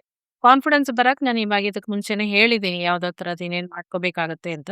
ಆ ಥರ ಕಾನ್ಫಿಡೆನ್ಸ್ ಬಂದಾಗ ನಮಗ್ ಮೆಂಟಲಿ ಸ್ಟೆಬಿಲಿಟಿ ಬರುತ್ತೆ. ಯಾವಾಗ ನಮ್ಮಲ್ಲಿ ನಮ್ಗೆ ಕಾನ್ಫಿಡೆನ್ಸ್ ಬರುತ್ತೋ mentally you become more stable. So ಆ ಥರ ಮಾಡ್ಕೊಂಡು ಹೋಗೋದ್ರಿಂದ ನಮ್ ಬೌಂಡ್ರೀಸ್ ಫಸ್ಟ್ ಲಿಮಿಟೆಡ್ ಇರುತ್ತೆ. ಆಮೇಲೆ you can go on expanding your boundaries. So ಅದರಿಂದ ಮುಂದಕ್ಕೇನು ಕಷ್ಟ ಆಗದೆ ಇರುತ್ತೆ. ಓಕೆ. ಹೌದು. ಒಂಥರ ಸರಿಯಾದ ಸಲಹೆ ನೀಡಿದ್ದೀರಾ. ಹಾಗೆ ಇವಾಗ ನಾವೆಲ್ಲ ಎಕ್ಸಾಮ್ ಅಂದ ಕೂಡಲೇ ಮಾರ್ಕ್ಸ್ ಬಗ್ಗೆನೇ ಯೋಚನೆ ಮಾಡೋದು. ಇವಾಗ ಬರೀ ಮಾರ್ಕ್ಸ್ ಒಂದೇ ವಿದ್ಯಾರ್ಥಿಗಳ ಯಶಸ್ಸನ್ನ ನಿರ್ಧರಿಸೋದ ಅಥವಾ ಅವ್ರದ್ದು ಸ್ಕಿಲ್ಸ್ ಕೂಡ ಇಂಪಾರ್ಟೆಂಟಾ? ಇವಾಗ ನಾವು AI ಬಂದಿರೋದ್ರಿಂದ ಎಷ್ಟು ಕಡೆ ನೋಡ್ತಾ ಇದ್ದೇವೆ. ಕ್ರಿಯೇಟಿವಿಟಿ ಇದು ಎಲ್ಲ ಎಷ್ಟು ಮುಖ್ಯ, ಎಷ್ಟು ಇಂಪಾರ್ಟೆಂಟ್ ಮುಂದಿನ ಪೀಳಿಗೆಗೆ ಅಂತ. ಸೊ ಹಾಗಿರುವಾಗ ಮಕ್ಕಳಿಗೆ ನೀವು ಇದ್ರ ಬಗ್ಗೆ ಏನ್ ಹೇಳಕ್ ಇಷ್ಟಪಡ್ತೀರಾ? ಮಾರ್ಕ್ಸ್ ವರ್ಸಸ್ ಸ್ಕಿಲ್ ಅನ್ನೋದ್ರ ಬಗ್ಗೆ. ಮಾರ್ಕ್ಸ್ ವರ್ಸಸ್ ಸ್ಕಿಲ್ ಅಂದ್ರೆ ನನಗೆ ಗೊತ್ತಿರೋ ಪ್ರಕಾರ ಬೋತ್ ಆರ್ ಇಂಪಾರ್ಟೆಂಟ್. ಬಟ್ ಎರಡಕ್ಕೂ ಒಂದೊಂದು ಲೆವೆಲ್ ಇದೆ. ನಮಗೆ ಮಾರ್ಕ್ಸ್ ಎಲ್ಲಿ ತನಕ ಇಂಪಾರ್ಟೆಂಟು, ಇವಾಗ 10th ಸ್ಟ್ಯಾಂಡರ್ಡ್ ಮುಗೀತು, ಇಷ್ಟು ಮಾರ್ಕ್ಸ್ ಬಂತು, ಇಷ್ಟು ಪರ್ಸೆಂಟೇಜ್ ಬಂತು. ನಾವು 10th ಸ್ಟ್ಯಾಂಡರ್ಡ್ ಅಲ್ಲಿ ನಮಗೆ ಇಷ್ಟು ಪರ್ಸೆಂಟೇಜ್ ಬಂದಿದೆ ಅಂತಂದ್ರೆ ದ ನೆಕ್ಸ್ಟ್ ಲೆವೆಲ್ಗೆ ಅದು ಎಂಟ್ರಿ ಲೆವೆಲ್. ಅದು ನೆಕ್ಸ್ಟ್ ಯಾವುದು ಫಸ್ಟ್ PUC. ಫಸ್ಟ್ PUCಗೆ entry level is your 10th standard marks. ಇವಾಗ ಇಂಜಿನಿಯರಿಂಗ್ ಸೇರ್ಬೇಕಾದ್ರೂ ಕಾಮರ್ಸ್ ಇತ್ತೀಚೆಗಂತೂ ತುಂಬಾ ಕಾಂಪಿಟೇಷನ್ ಆಗ್ಬಿಟ್ಟಿದೆ. ಅದ್ರ ಜೊತೆಗೆ ಸಾಕಷ್ಟು ಕಾಲೇಜ್ಗಳು, ಹೊಸ ಕಾಲೇಜ್ಗಳು ಓಪನ್ ಆಗಿದೆ. ಹ್ಮ್. ಸೊ ಕಾಲೇಜ್ಗಳು ಜಾಸ್ತಿ ಓಪನ್ ಆಗಿರೋದ್ರಿಂದ ನಮಗ್ ಸೀಟ್ ಅವೈಲಬಿಲಿಟಿನೂ ಜಾಸ್ತಿ ಇರುತ್ತೆ. ಬಟ್ ಅಗೇನ್ ಮಾರ್ಕ್ಸ್ ಎಷ್ಟು ಬೇಕಾಗತ್ತೆ? ಮಾರ್ಕ್ಸು ಅಂತಂದ್ರೂ ಇವಾಗ ಅದೇ ನಾನು ಹೇಳ್ದಂಗೆ ಒಬ್ರೊಬ್ರದ್ದು ಕೆಪಾಸಿಟಿ ಒಂದೊಂದ್ ತರ ಇರುತ್ತೆ. ನಾನು ಮೊದಲೇ ಹೌದು. ಹೇಳ್ದಂಗೆ ಒಬ್ರೊಬ್ರ ಕೆಪಾಸಿಟಿ ಒಂದೊಂದ್ ತರ ಇರುತ್ತೆ. ಹ್ಮ್. ಬಟ್ ಮಾರ್ಕ್ಸ್ ಬೇಕು. ಮಾರ್ಕ್ಸ್ ಇಲ್ಲ ಅಂತಲ್ಲ. ಇವಾಗ ನಮಗೆ ಒಂದು ಮಗುಗೆ ಒಂದು ವಿಷನ್ ಇರುತ್ತೆ. ನಾನು ಇಂಜಿನಿಯರಿಂಗೇ ಓದ್ಬೇಕು, ಕಂಪ್ಯೂಟರ್ ಸೈನ್ಸೇ ಓದ್ಬೇಕು ಅಂತ ಮಗುಗೆ ತಾನಾಗ್ ತಾನೇ ಅನ್ಕೊಂಡಿರ್ತಾನೆ. ಅದಲ್ದೆ ನಮ್ಮ ಮನೇಲಿ ಇರೋರುನು ಇವಾಗ ಪಕ್ಕದ ಮನೆ ಮಾಡೋ ಹುಡ್ಗ ಇಂಜಿನಿಯರಿಂಗ್ ಮಾಡಿದಾನೆ, ನೀನು ಇಂಜಿನಿಯರಿಂಗೇ ಮಾಡ್ಬೇಕು. ನನ್ನ ತಮ್ಮನ ಮಗ ಇಂಜಿನಿಯರಿಂಗ್ ಮಾಡಿದಾನೆ, ಡಾಕ್ಟರ್ ಮಾಡಿದಾನೆ, ನೀನು ಡಾಕ್ಟರೇ ಮಾಡ್ಬೇಕು. ಆ ಥರ ಒತ್ತಡಗಳು ಬೇರೆ ಇರುತ್ತೆ. ಓಕೆ. ಸೊ ಇವಾಗ ನಿಮ್ಮ ಕಾಲೇಜ್ ಲೆವೆಲ್ ಎಂಟ್ರಿ ಮಾಡಕ್ಕೆ ಮಾರ್ಕ್ಸ್ ಬೇಕೇ ಬೇಕು. ಇವಾಗ 10th ಸ್ಟ್ಯಾಂಡರ್ಡ್ ಆಗಿದ ತಕ್ಷಣ ಫಸ್ಟ್ PUCಗೆ ಎಂಟ್ರಿ ಆಗಕ್ಕೆ you need this much of percentage. ಅಷ್ಟು ಪರ್ಸೆಂಟೇಜ್ ಇಲ್ಲ ಅಂತಂದ್ರೆ ಇವಾಗೆಲ್ಲ ಕಾಲೇಜಸಲ್ಲಿ ನಾವು ಕಟ್ ಆಫ್ ಅಂತೀವಿ ನಾವು. 90% ಕಟ್ ಆಫ್ ಅಂತಾರೆ, 80% ಕಟ್ ಆಫ್ ಅಂತಾರೆ. So marks is important for the entry level. ಯಾವುದೇ ಒಂದು ಕೋರ್ಸ್‌ಗೆ ಹೋಗ್ಬೇಕಾದ್ರು, ಮುಂದೆ ಏನು ಓದ್ಬೇಕಾದ್ರೂನು, ಫಸ್ಟ್ PUC ಓದ್ಬೇಕಾದ್ರೂನು 10th ಅಲ್ಲಿ ಇಷ್ಟು ಮಾರ್ಕ್ಸ್ ಬಂದ್ರೆ ಫಸ್ಟ್ PUC ಅಡ್ಮಿಷನ್ ಸುಲಭವಾಗಿ ಆಗತ್ತೆ. ಆಮೇಲೆ ಸೆಕೆಂಡ್ PUC ಬಂತ, ಸೆಕೆಂಡ್ PUCನಲ್ಲಿ ಇಷ್ಟು ಪರ್ಸೆಂಟೇಜ್ ಅಂತ ಬಂದ್ರೆ ನಿಮಗೆ ಇಂಜಿನಿಯರಿಂಗ್ ಅಲ್ಲಿ ಸುಲಭವಾಗಿ ಸಿಗುತ್ತೆ, ಮೆಡಿಕಲ್ ಅಲ್ಲಿ ಸುಲಭವಾಗಿ ಸಿಗುತ್ತೆ, ಆರ್ಕಿಟೆಕ್ಚರಲ್ ಸುಲಭವಾಗಿ ಸಿಗುತ್ತೆ. ಆ ಥರ ಎಷ್ಟೊಂದು ಬ್ರಾಂಚಸ್ ಅಲ್ಲಿ ನಮಗೆ ಇಷ್ಟಿಷ್ಟು ಕಟ್ ಆಫ್ ಅಂತ ಇರುತ್ತೆ. So marks is important to get in. ಅದು ಕಾಲೇಜ್ ಒಳಗಡೆ ಹೋಗೋದಕ್ಕೆ ಅದೊಂದು ದಾರಿ ಮಾಡ್ಕೊಡತ್ತೆ ಮಾರ್ಕ್ಸ್. ಇವಾಗ ಕಾಲೇಜ್ ಒಳಗಡೆ ಹೋದ್ಮೇಲೆ ಅದಾದ್ಮೇಲೆ ಮಾರ್ಕ್ಸ್ ಮೇಲೆ ಜಾಸ್ತಿ ಯಾರು ಗಮನ ಕೊಡಲ್ಲ. ಯಾಕೆಂದ್ರೆ ಅಲ್ಲಿ ನಿಮಗೆ 10th ಮಾರ್ಕ್ಸ್ ಯಾರು ನೋಡೋದಿಲ್ಲ. ನಿಮಗೆ ಸೆಕೆಂಡ್ PUC ಮಾರ್ಕ್ಸ್, ಸೆಕೆಂಡ್ PUCನಲ್ಲಿ ಫಸ್ಟ್ ಟೆಸ್ಟ್ ಅಲ್ಲಿ, ಸೆಕೆಂಡ್ ಟೆಸ್ಟ್ ಅಲ್ಲಿ ಮತ್ತೆ ಅವರು ಅಲ್ಲಿ ಪ್ರೀ ಬೋರ್ಡ್ಸ್ ಇರುತ್ತೆ. ಅಲ್ಲೂ ಮ್, ಈ ಪ್ರೀ ಫೈನಲ್ಸ್ ಎಲ್ಲ ಇರುತ್ತೆ. ಅಲ್ಲೆಲ್ಲ ಹಿಂಗ್ ಮಾಡ್ತೀಯಾ, ಅಲ್ಲೆಲ್ಲ ಒಂದೊಂದು ಎಕ್ಸಾಮ್ಗೂ how you develop yourself, how you grain yourself is important. ಅದು ಆದ್ಮೇಲೆ ಸೆಕೆಂಡ್ PUC ಆದ್ಮೇಲೆ ಡಿಗ್ರಿ ಹೋಗೋದಕ್ಕೂ ಅಷ್ಟೇ, ಅಲ್ಲೂ ಅಷ್ಟೇ ಒಂದೊಂದು ಸೆಮಿಸ್ಟ್ರಲ್ಲಿ ನಿಮಗೆ ಇಂಟರ್ನಲ್ಸ್ ಇರುತ್ತೆ, ಈ ಎಕ್ಸಾಮ್ಸ್ ಇರುತ್ತೆ, ಮತ್ತೆ ಕಾಲೇಜ್ ಎಕ್ಸಾಮ್ಸ್ ಇರುತ್ತೆ. ಅದೆಲ್ಲ ಪಾಸ್ ಹಾಕೊಂಡು ಹೋಗ್ತೀರಾ ನೀವು. ಓಕೆ. ಸೊ ಅಲ್ಲಿ ತನಕ ನಿಮಗೆ ಮಾರ್ಕ್ಸ್ ಬೇಕಾಗತ್ತೆ. ಮತ್ತೆ ಇದೆಲ್ಲ ಆದ್ಮೇಲೆ ಕೆಲ್ಸಕ್ಕೆ ಹೋದಾಗ್ಲೂ ಅವ್ರು ನೋಡೋದೇನು ಅಂದ್ರೆ ನೀನ್ 10th ಸ್ಟ್ಯಾಂಡರ್ಡ್ ಇಷ್ಟು ಮಾರ್ಕ್ಸ್ ತಗೊಂಡಿದ್ಯಾ, ಓಕೆ. 12th ಇಷ್ಟು, ಓಕೆ. ಇಂಜಿನಿಯರಿಂಗ್ ಇಷ್ಟು, ಓಕೆ. ನಿನಗೆ ನಾನು ಕೆಲಸ ಕೊಡ್ತೀನಿ. ಬಟ್ ಕೆಲ್ಸಾನು it basically depends on your skill set. ಇವಾಗ ಕೆಲ್ಸಕ್ಕೆ ಹೋದ್ಮೇಲೆ it is your skill set which is ನಿಮಗೆ ಮಾರ್ಕ್ಸ್ ಏನಕ್ಕೆ ಅಂತಂದ್ರೆ ಪಾಸ್ ಆಗಿದೆಯಾ ಇಲ್ವಾ ಅಂತ ನಿಮ್ಮನ್ನ ಇಂಟರ್ವ್ಯೂ ಕರೀತಾರೆ. ಇಂಟರ್ವ್ಯೂನಲ್ಲಿ ಕರೆದು ನಿಮ್ಮನ್ನ ಕೂರಿಸಿ ಒಂದು 4 ಜನ ಇಂಟರ್ವ್ಯೂ ಮಾಡ್ಬೇಕಾದ್ರೆ ನಿನಗೆ 10th ಅಲ್ಲಿ ಎಷ್ಟು ಮಾರ್ಕ್ಸ್ ಬಂತಪ್ಪ, 12th ಅಲ್ಲಿ ಎಷ್ಟು ಮಾರ್ಕ್ಸ್ ಬಂತು, ಡಿಗ್ರಿನಲ್ಲಿ ಎಷ್ಟು ಮಾರ್ಕ್ಸ್ ಬಂತು ಅಂತ ಏನು ಕೇಳಲ್ಲ. It is a skills which is important. ಅಲ್ಲಿ ನಮಗೆ ಸ್ಕಿಲ್ಸ್ ಇಸ್ ವೆರಿ. ಸೊ ನಾನೇನ್ ಹೇಳೋದು ಅಂತಂದ್ರೆ ಮಾರ್ಕ್ಸು ಮುಖ್ಯ, ಸ್ಕಿಲ್ಸು ಮುಖ್ಯ. ಮಾರ್ಕ್ಸ್ ನಮ್ಮನಗೆ ದಾರಿ ಒಳಗಡೆ ಬಾಗ್ಲೊಳಗೆ ಹೋಗೋದಕ್ಕೆ ಮಾರ್ಕ್ಸ್ ಬೇಕಾಗುತ್ತೆ. ಬಾಗ್ಲೊಳಗೆ ಹೋದ್ಮೇಲೆ ನಮ್ ಸ್ಕಿಲ್ಸ್ ಡೆವಲಪ್ ಆಗುತ್ತೆ. How well you adapt the situation, how well ಇವಾಗ ಒಂದು ಕ್ರೈಸಿಸ್ ಏನಾದ್ರು ಬಂತು ಅಂದ್ರೆ ಕಂಪನಿನಲ್ಲಿ how you evolve yourself, how you are able to manage that crisis, ಅದೆಲ್ಲ ಮುಖ್ಯ ಬರುತ್ತೆ ಆ time. So marks and skills both are equally important. Marks to a particular level, ಅದಾದ್ಮೇಲೆ skills is what is it. ಖಂಡಿತ. ತುಂಬಾ ಚೆನ್ನಾಗಿ differentiate ಮಾಡಿ ಅರ್ಥ ಆಗೋ ಥರ ಹೇಳಿದ್ರಿ. ಎಲ್ಲಿ ಮಾರ್ಕ್ಸು ಮುಖ್ಯ, ಎಲ್ಲಿ ಇಂಪಾರ್ಟೆಂಟು, ಎಲ್ಲಿ ನಮಗೆ ಸ್ಕಿಲ್ ಡೆವಲಪ್ಮೆಂಟ್ ಮಾಡ್ಕೊಳ್ಳೋ ಅವಕಾಶ ಇದ್ದಾಗ ಸ್ಕಿಲ್ಸ್ ಬಗ್ಗೆ ಡೆವಲಪ್ ಮಾಡ್ಕೊಂಡು ಹೋಗೋದೇ ಇಂಪಾರ್ಟೆಂಟು. ಹಾ. ಸೊ ಇದೆರಡನ್ನು ತುಂಬಾ ಹೌದು, ಹೌದು. ಚೆನ್ನಾಗಿ ಡಿಫ್ರೆನ್ಶಿಯೇಟ್ ಮಾಡಿ ತಿಳಿಯೋ ಹಾಗೆ ಹೇಳಿದ್ರಿ. ಆ, ತುಂಬಾ ಸಂತೋಷ. ನಾವು ಕಾರ್ಯಕ್ರಮದ ಕಡೆ ಹಂತಕ್ಕೆ ಬಂದಿದ್ದೇವೆ. ಈಗ ನಾವು ಥಟ್ ಅಂತ ಕೇಳಿದಕ್ಕೆ ಪಟ್ ಅಂತ ಉತ್ತರ ಕೊಡೋದು. ಮೊದಲನೇದಾಗಿ ನಿಮ್ಗೆ ನಿಮ್ಮ ಗೈಡಿಂಗ್ ವಾಯ್ಸ್ ಅಂತ ಇರೋ ಯಾರು ಒಬ್ರು ವ್ಯಕ್ತಿನ ಅವ್ರನ್ನ ನೆನಪಿಸ್ಕೊಳ್ಳೋದಾದ್ರೆ ಯಾರವರು ಅಂತ? ಆ ತರ ನನಗೆ ಗೈಡಿಂಗ್ ವಾಯ್ಸ್ ಅಂದ್ರೆ Sadhguruji, Isha Foundation Sadhguru. Very nice, very nice, very apt. ನಿಮ್ಮ ಇಷ್ಟವಾದಂತ ಒಂದು ಸಿನಿಮಾ ಯಾವುದು? ತಾರೇ ಜಮೀನ್ ಪೇ. ತಾರೆ ಜಮೀನ್ ಪರ್ ಚೆನ್ನಾಗಿದೆ. ಅದು ನಿಮ್ಮ ಫೀಲ್ಡ್ಗೂ ಒಂಥರ ಇಟ್ ಈಸ್ ಕನೆಕ್ಟೆಡ್ ಅಲ್ವಾ? ಕರೆಕ್ಟ್. ಹೌದು. ಆ ಮೂವಿನಲ್ಲಿ ಕಲಿಯೋದು ತುಂಬಾ ಇದೆ. ಕಲಿಯೋದು ತುಂಬಾ ಖಂಡಿತ. ನಿಮ್ಗೆ ಇಷ್ಟವಾದಂತಹ ಒಂದು ಪುಸ್ತಕ? ಬುಕ್ ಅಂತಂದ್ರೆ ನಮ್ಮ ಯಾ ಡಿಮಿಸ್ಟಿಫೈಯಿಂಗ್ ಟೀನೇಜರ್ಸ್ ಅಂತ ಒಂದು ಬುಕ್ ಇದೆ. ಅದು ಬಹಳ ಚೆನ್ನಾಗಿದೆ ಬುಕ್ ಅದು. It is mainly to understand about teenagers. So demystifying teenagers. Oh! Nice. ನಾ ಕೇಳಿಲ್ಲ. ನಾನ್ ನೋಡ್ತೀನಿ. ಕಡೆಯದಾಗಿ ಈಗ ಎಕ್ಸಾಮ್ ಬರೀತಿರೋ ಸ್ಟೂಡೆಂಟ್ಸ್‌ಗೆ ಏನಾದ್ರೂ ಒಂದು ವರ್ಡಲ್ಲಿ ಕಿವಿ ಮಾತು ಹೇಳೋದಿದ್ರೆ, word or one sentence? Less stress ಅಷ್ಟೇ. Less stress. ಜಾಸ್ತಿ ಸ್ಟ್ರೆಸ್ ಆಯ್ತಾ? ಐ ಆಲ್ಸೋ ಟೆಲ್ ಚಿಲ್ಡ್ರನ್, ನೀವು ಒಂದು ಮಾತನ್ನ ಹೇಳಿದ್ದು ಅಂತಂದ್ರೆ ಇಟ್ ಇಸ್ ಲೆಸ್ ಸ್ಟ್ರೆಸ್. ನಾನು ಲೆಸ್. ಅದನ್ನ ಎಲಾಬ್ರೇಟ್ ಮಾಡಿ ಹೇಳ್ತಾ ಇದ್ದೀನಿ. ಹೆಂಗೆ ಹಾ. ಅಂತಂದ್ರೆ, ಮಕ್ಳು ಏನ್ ಮಾಡ್ಬೋದು ಅಂತಂದ್ರೆ, ನಾನು ಹೇಳ್ದಂಗೆ ಬೆಳಗ್ಗೆ ಒಂದ್ ಸ್ವಲ್ಪ ಬೇಗ ಎದ್ದು ಒಂದ್ ಸ್ವಲ್ಪ they can concentrate on meditation. ಒಂದು 15-20 ನಿಮಿಷ ಮಕ್ಕಳು ಒಂಚೂರು ಮೆಡಿಟೇಷನ್ ಮಾಡಿದ್ರೆ ಅದರಿಂದ ಸಾಕಷ್ಟು ಅವರಿಗೆ ಹೆಲ್ಪ್ ಆಗತ್ತೆ. ಇವಾಗ ಮೆಡಿಟೇಷನ್ ಮಾಡಿದಾಗ ಏನಾಗತ್ತೆ, it will help you in your breathing. Breathing pattern help ಆಗತ್ತೆ. ಬ್ರೀದಿಂಗ್ ಪ್ಯಾಟರ್ನ್ ರೆಗ್ಯುಲೇಟ್ ಮಾಡಕ್ ಹೋದಾಗ ಇಟ್ ವಿಲ್ ರಿವರ್ಸ್ ದಿ ನಮ್ಗಲ್ಲಿ ಫೈಟಿಂಗ್ ಮೋಡ್ ಏನಿರುತ್ತೆ, ಅಂದ್ರೆ ನಾನು ಓದಬೇಕು, ನಾನು ಇದು ಮಾಡಬೇಕು, ಸ್ಟ್ರೆಸ್ ಮಾಡ್ಕೊಂಡು ಇದು ಮಾಡ್ಕೊಂಡು ಅದು ಮಾಡ್ಕೊಂಡು ಫೈಟಿಂಗ್ ಮೋಡ್ ಏನಿರುತ್ತೆ ಅಲ್ಲಿಂದ it will come down to whatever your fighting mode is there, it will drop down. ಯಾಕೆ ಅಂತಂದ್ರೆ ನಮ್ದು ಕಾರ್ಟಿಸಾಲ್ ಅನ್ನೋದು ಏನಿರುತ್ತೆ, cortisol is a stress hormone. So that cortisol stress hormone will drop down, ಕಮ್ಮಿ ಆಗತ್ತೆ. Stress hormone cortisol ಅನ್ನೋದು ಕಮ್ಮಿ ಆಗತ್ತೆ. ಹೆಂಗ್ ಕಮ್ಮಿ ಆಗತ್ತೆ? ಮೆಡಿಟೇಷನ್ ಮಾಡೋದ್ರಿಂದ ಕಮ್ಮಿ ಆಗತ್ತೆ ಅದು. ಸೊ ಮಕ್ಳು ಮಾಡ್ಬೇಕಾಗಿರೋದು ಏನೂ ಇಲ್ಲ. ಒಂದು, ನಿಮ್ ಮೈಂಡು ಕ್ಲಾರಿಟಿ ಬರುತ್ತೆ. ಹಾ. ನಿಮ್ ಬ್ರೀದಿಂಗ್ ಟೆಕ್ನಿಕ್ಗೂ ಕಂಟ್ರೋಲ್ ಆಗತ್ತೆ. ಮತ್ತೆ your cortisol level, the stress hormone will come down. Automatically your mind will get cleared. ಮಾಡ್ಬೇಕಾಗಿರೋದು ಏನೂ ಇಲ್ಲ. ಬರೀ ಒಂದ್ 5 ನಿಮಿಷ ಕಣ್ ಮುಚ್ಕೊಂಡು ನಿಮ್ ಬ್ರೀದಿಂಗ್ ಪ್ಯಾಟರ್ನ್ ಫಾಲೋ ಮಾಡಿದ್ರೆ ಅಷ್ಟೇ ಸಾಕು. ಅದು ಒಳಗಡೆಯಿಂದನೇ ನಮಗ್ ಶಕ್ತಿ ಕೊಡತ್ತೆ. ಅಂದ್ರೆ breathing pattern goes in 4 steps.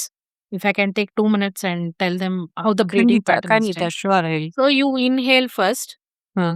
Inhale ಮಾಡಿ ಹ್ಮ್. breath ನ hold ಮಾಡಿ. For hmm. 2 minutes hold the breath. Hmm. And then release it slowly. ಆಮೇಲೆ ಎಕ್ಸೇಲ್ ಮಾಡಿದ್ಮೇಲೆ ಒಂದ್ 2 ನಿಮಿಷ ರಿಟೈನ್ ಮಾಡಿ ಅದು. So it is inhalation, retention, exhalation and suspension. You suspend it for 2 minutes.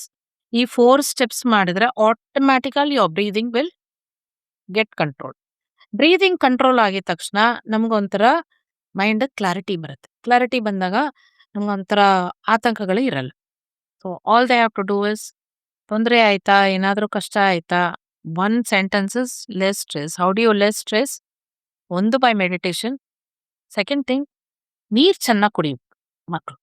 ನೀರ್ ಚೆನ್ನಾಗಿ ಕುಡಿಬೇಕು. ನೀರ್ ಎಷ್ಟು ಕುಡಿತಾರೋ ಅಷ್ಟು ಅವರಿಗೆ ಒತ್ತಡ ಅನ್ನೋದು ಕಮ್ಮಿ ಆಗೋ ಚಾನ್ಸಸ್ ಇದೆ. ತುಂಬಾ ಎಷ್ಟು ನಮ್ಗಿದೆಲ್ಲ ತುಂಬಾ ಸಿಂಪಲ್ ಅನ್ಸುತ್ತೆ. ಬಟ್ ಅದರ ಪರಿಣಾಮ ನಮ್ಮ ಬಾಡಿ ಮೇಲೆ ಮತ್ತೆ ಮೈಂಡ್ ಮೇಲೆ ತುಂಬಾ ದೊಡ್ಡದಾಗಿರುತ್ತೆ ಅಂತಾನೆ ಆ, ತಿಳಿಯುತ್ತೆ. So simple techniques, simple things to be followed for big results ಅಂತ. ಕರೆಕ್ಟ್. Very simple. ಸಣ್ಣ ಸಣ್ಣ ಸಣ್ಣ ನಮ್ಮ ಮನೆಯಲ್ಲಿ ನಮ್ಮ ಹತ್ರ ಇರೋದು, ನಮ್ಮ ಕೈಲಿ ಸಾಧ್ಯವಾಗಿರೋದೇ ಮಾಡೋದಷ್ಟೇ. ಅಷ್ಟು ಮಾಡಿದ್ರೆ ಸಾಕು, ಏನು ಬೇಕಿಲ್ಲ. ಮಾರ್ಕ್ಸ್ ಅನ್ನೋದಕ್ಕೆ ನಾವೇನು ಒತ್ತಡ ಹಾಕೋದ್ ಬೇಕಿಲ್ಲ. ಮಾರ್ಕ್ಸ್ ತಾನಾಗ್ ತಾನೇ ಬರುತ್ತೆ.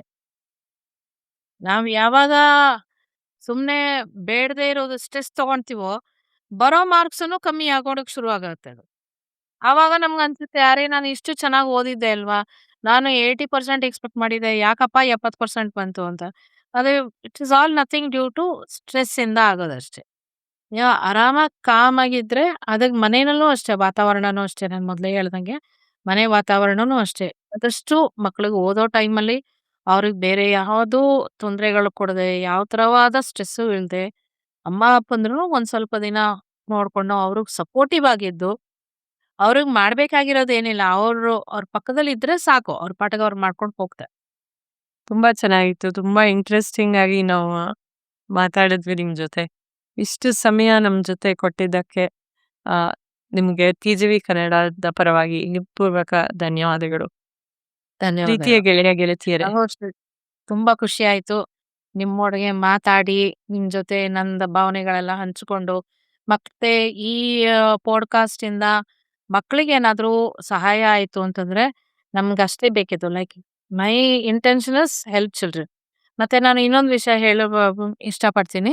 ಲೈಕ್ ಆಸ್ ನೀವು ಇಂಟ್ರೊಡ್ಯೂಸ್ ಮಾಡಿದ ಪ್ರಕಾರ ನಾನು ಒಂದು ಜೆನೆಟಿಕ್ ಬ್ರೈನ್ ಪ್ರೊಫೈಲಿಂಗ್ ಇದು ಮಾಡೋದ್ರಿಂದ ಈ ಮಕ್ಳಿಗೆ ಆಗ್ಲಿ, ಪೇರೆಂಟ್ಸ್‌ಗೆ ಆಗ್ಲಿ, ಯಾರಿಗೇ ಆಗ್ಲಿ, ಇವಾಗ ಏನಾದ್ರು ಮಕ್ಳಿಗೆ ಎಸ್ಪೆಷಲಿ ನಾನ್ ನೋಡೋದು ಮಕ್ಳಿಗೆ ಇವಾಗ ಅವ್ರ ಕೆರಿಯರ್ ಗೈಡೆನ್ಸ್ ಆದ್ರೂ ಆಗ್ಲಿ, ಮತ್ತೆ ಯಾವ ಕಾರಣಕ್ಕೆ ನಾನು ಓದ್ತಾ ಇಲ್ಲ, ಯಾವ ಕಾರಣಕ್ಕೆ ನನಗೆ ಕಮ್ಮಿ ಮಾರ್ಕ್ಸ್ ಬರ್ತಾ ಇದೆ, ನಾನು ಕಷ್ಟಪಟ್ಟು ಓದಿದ್ರುನು ನನಗೆ ಬರ್ತಾ ಇಲ್ಲ, ಯಾವ ಕಾರಣದಿಂದ ಬರ್ತಾ ಇಲ್ಲ, ಇದೆಲ್ಲ ತಿಳ್ಕೋದಕ್ಕೆ ನಮ್ ಜೆನೆಟಿಕ್ ಬ್ರೈನ್ ಪ್ರೊಫೈಲಿಂಗ್ ಅನ್ನೋದೊಂದು ಆಯುಧ ತುಂಬಾ ಒಳ್ಳೆಯದು ಸಹಾಯ ಮಾಡತ್ತೆ. ಮಕ್ಳಿಗಾದ್ರೂ ಆಗ್ಲಿ, ಯಾರಿಗೇ ಆಗ್ಲಿ.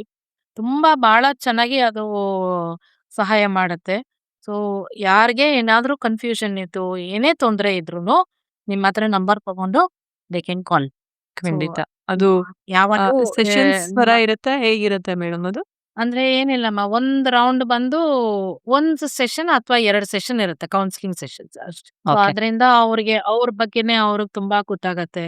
ಮತ್ತೆ ಯಾವ ಕಾರಣದಿಂದ ಹಿಂಗಾಗ್ತದೆ, ಯಾವ ಕಾರಣದಿಂದ ಹಂಗಾಗ್ತದೆ. ಅಂದ್ರೆ this is not related to astrology ಅಂತಲ್ಲ. ನಾವು ಜಾತಕ ನೋಡಿ ಭವಿಷ್ಯ ಹೇಳೋ ಅಂತದಲ್ಲ. ದಿಸ್ ಇಸ್ ವೆರಿ ಒಂಥರ ಸೈಂಟಿಫಿಕ್ ಆಗಿ ಪ್ರೂವ್ ಆಗಿರೋದು ಇದು. ವೈಜ್ಞಾನಿಕವಾಗಿ ತುಂಬಾ ಪ್ರೂವ್ ಆಗಿದೆ ಇದು. ಸೊ, ಹ್ಮ್, ಹ್ಮ್. ರಿಸರ್ಚ್ ಮಾಡೋರು, ಸೈಂಟಿಸ್ಟ್ ಎಲ್ಲ ಇದು ಕೂತ್ಕೊಂಡು ಎಲ್ಲ ಒಟ್ಟಿಗೆ ಅವರು ಯಾಕೆ ಈ ಕಾರಣ, ಯಾಕೆ ಹಿಂಗಾಗತ್ತೆ, ಯಾಕೆ ಹಂಗಾಗತ್ತೆ, ಒಬ್ರೊಬ್ರು ಬ್ರೈನ್ ಒಂದೊಂದ್ ತರ ವರ್ಕ್ ಆಗತ್ತೆ. ನಾನು ಮೊದ್ಲೇ ಹೇಳ್ದಂಗೆ ಒಂದ್ ಕ್ಲಾಸಲ್ಲಿ 40 ಮಕ್ಳು ಇದ್ರೇನು 40 ಹ್ಮ್, ಮಕ್ಳಿಗೂ ಒಂದೇ ಮಾರ್ಕ್ಸ್ ಬರಲ್ಲ. ಯಾವ ಹ್ಮ್, ಕಾರಣಕ್ಕೆ ಬರಲ್ಲ? ಟೀಚರ್ ಹ್ಮ್, ಹೇಳ್ಕೊಡೋ ರೀತಿ ಏನು ಒಂದೇ. ಒಂದೇ ಹ್ಮ್, ಟೀಚರ್ ಹೇಳ್ಕೊಡ್ತಾರೆ, ಒಂದೇ ತರ ಪಾಠ ಹೇಳ್ಕೊಡ್ತಾರೆ. ಒಂದ್ 40 ಮಕ್ಳು 40 ಮಾರ್ಕ್ಸ್ ಬರುತ್ತೆ. ಯಾವ ಕಾರಣಕ್ಕೆ ಬರುತ್ತೆ? ಕೆಲವರು ಓದ್ಕೊಂಡು ಬರೀತಾರೆ, ಕೆಲವರು ಹಾಡ್ ಕೇಳ್ಕೊಂಡು ಬರೀತಾರೆ. ಸೊ, ಆ ತರ ಒಂದೊಂದು ಮಗು ಒಂದೊಂದ್ ತರ ಚಾಲೆಂಜ್ ಇರುತ್ತೆ. ಅದೆಲ್ಲ ನಮ್ಗೆ ಈ ಜೆನೆಟಿಕ್ ಬ್ರೈನ್ ಪ್ರೊಫೈಲಿಂಗ್ ಅನ್ನೋದೊಂದು ಈ ಮಾಧ್ಯಮದಿಂದ ಪ್ರತಿಯೊಂದೂನು ಎಲ್ಲಾ ತರದ್ದು ಏನೇ ತೊಂದರೆಗಳಿದ್ರೂನು ಪ್ರತಿಯೊಂದು ಮಕ್ಳಿಗೆ ಗೊತ್ತಾಗತ್ತೆ. ಮತ್ತೆ ಕೆರಿಯರ್ ಚಾಯ್ಸಸು ಅಷ್ಟೇ.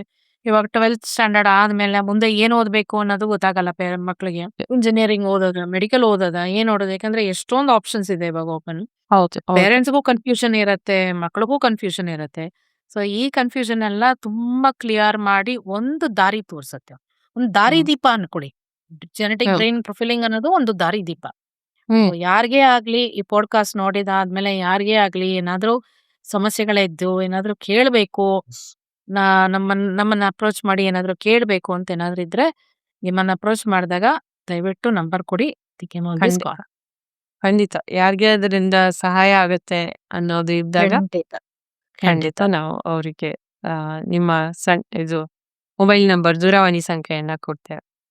ಎಷ್ಟು ಅಂದ್ರೆ ಇಂಟ್ರೆಸ್ಟಿಂಗ್, ಎಷ್ಟೊಂದು ಟೆಕ್ನಾಲಜಿ ಇಂಪ್ರೂವ್ ಆಗಿದೆ ಅಂದ್ರೆ ಈಗ ಬ್ರೈನ್ ಪ್ಯಾಟರ್ನ್ಸ್ ಇಂದ ಹೌದು.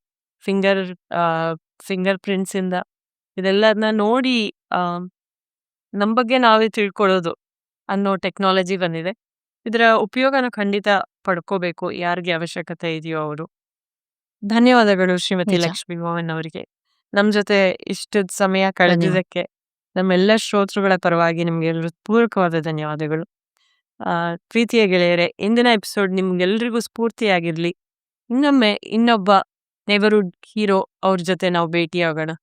ಇವತ್ತಿನ ನಿಮ್ಗೆ ಎಪಿಸೋಡ್ ನಿಮ್ಗೆ ಇಷ್ಟ ಆಗಿತ್ತು ಅಂದ್ರೆ ಈ ಟಿಜಿವಿ ಕನ್ನಡದ ಎಪಿಸೋಡನ್ನ ನಿಮ್ಮ ನೆಚ್ಚಿನ 3 ಜನ ಸ್ನೇಹಿತರ ಜೊತೆ ಶೇರ್ ಮಾಡಿ. ಅವರಿಗೂ ಇದರಿಂದ ಏನಾದ್ರೂ ಉಪಯೋಗ ಖಂಡಿತ ಆಗ್ಬೋದು. ಸರಿ, ಹಾಗಾದ್ರೆ ಮುಂದಿನ ಎಪಿಸೋಡಲ್ಲಿ ಮತ್ತೆ ಸಿಗೋಣ ಇನ್ನಷ್ಟು ಒಳ್ಳೆಯ ಮಾಹಿತಿಗಳೊಂದಿಗೆ. ನಮಸ್ಕಾರ. ಟಿಜಿವಿ ಕನ್ನಡ, ಉತ್ತಮ ಜೀವನಕ್ಕಾಗಿ ಅನುಭವದ ಮಾತುಕತೆ.